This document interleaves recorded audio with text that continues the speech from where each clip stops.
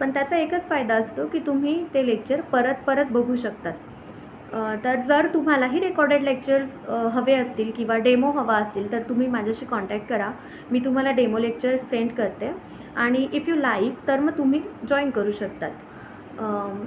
Actually fee अशी आहे 1500 per month. असे 3 महिन्यांमध्ये तुम्ही इंग्लिश फ्लुएंटली बोलायला लागाल, ही माझी गॅरंटी आहे. बरं, माझं शिक्षण सांगायचंच राहिलं.